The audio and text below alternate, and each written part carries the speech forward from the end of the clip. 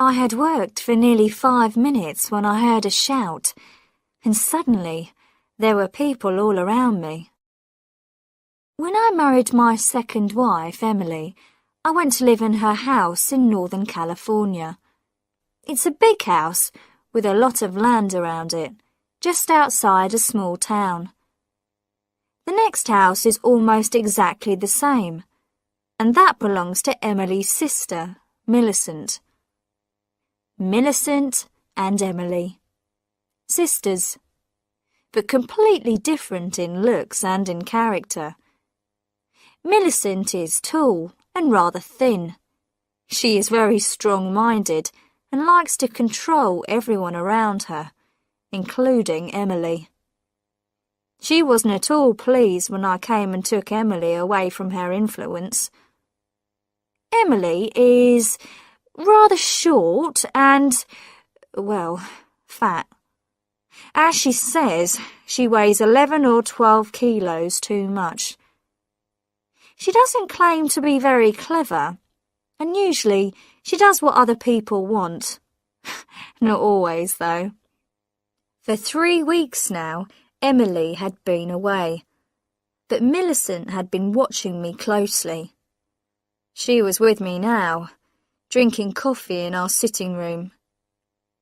The telephone rang, and I answered it. Yes? Hello, dear. This is Emily. Emily, what is your surname? Oh, really, dear? Emily, your wife.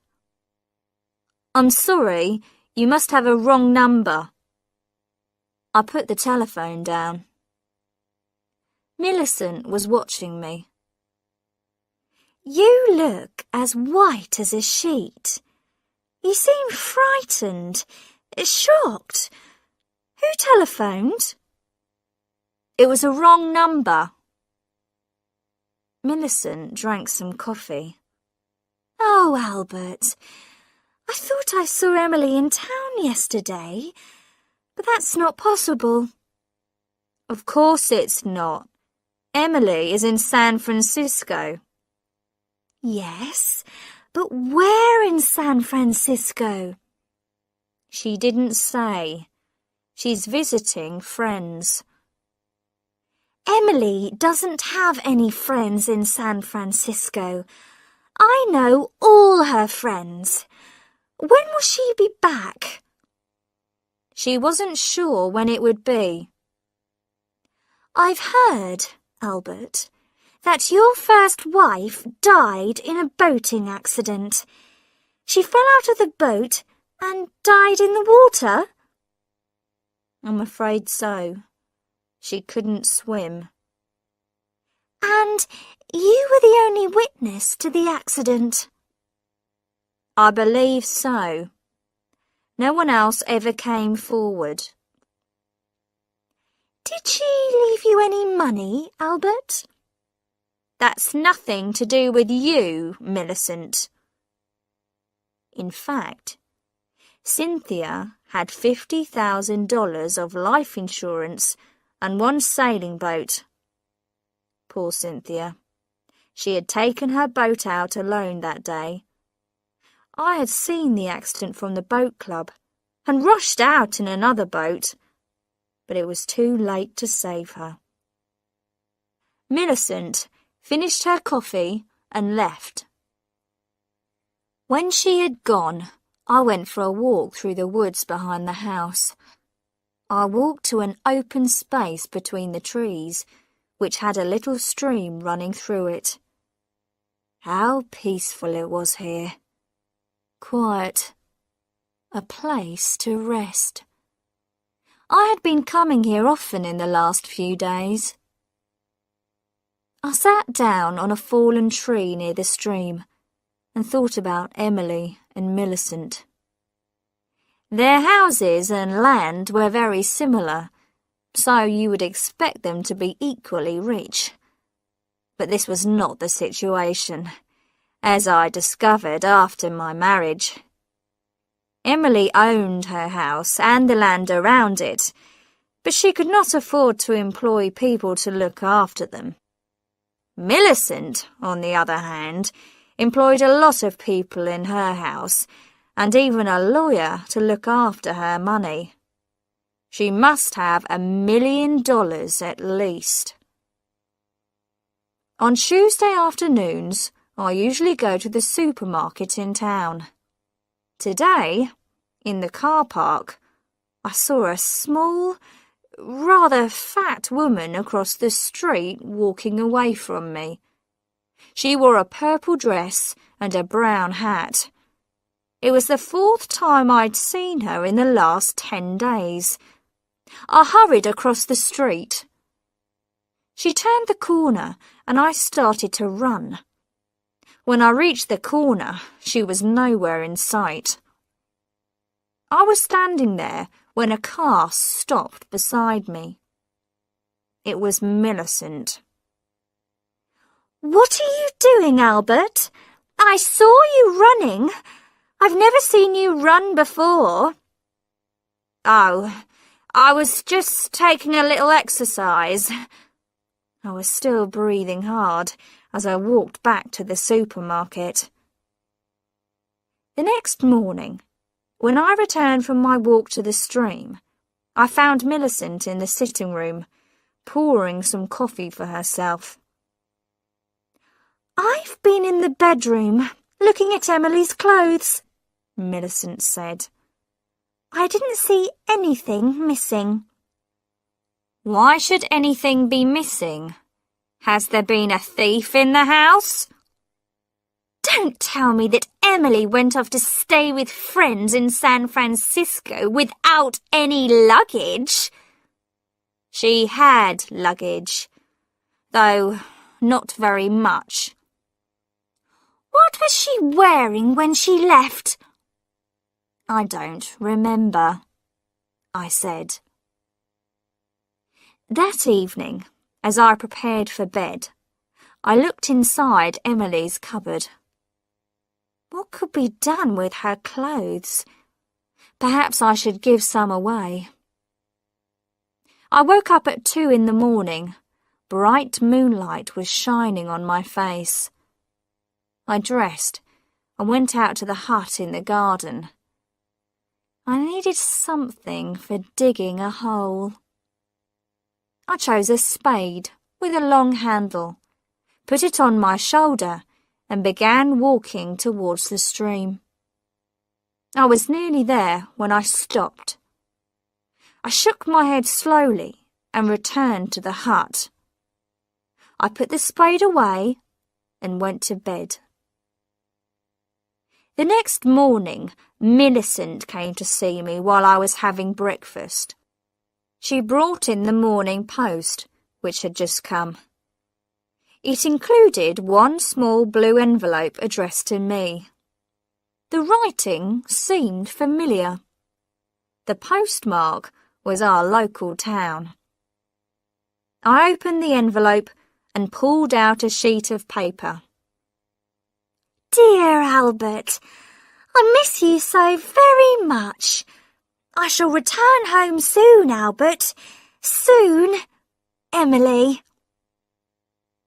I put the letter and the envelope into my pocket.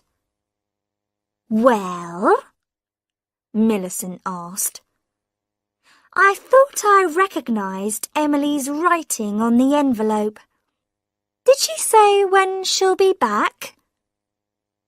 "That is not Emily's writing. It's a letter from my aunt in Chicago." "I didn't know you had an aunt in Chicago." "Don't worry, Millicent. I do have an aunt in Chicago."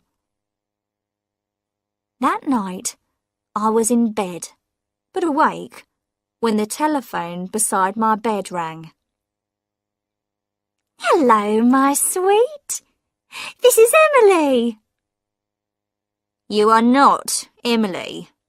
You are someone else." "Don't be silly, Albert. Of course this is me, Emily." "You can't be Emily. I know where she is. and she couldn't telephone at this time of night. You think you know where I am? No, I'm not there now. It was too uncomfortable. So I left, Albert.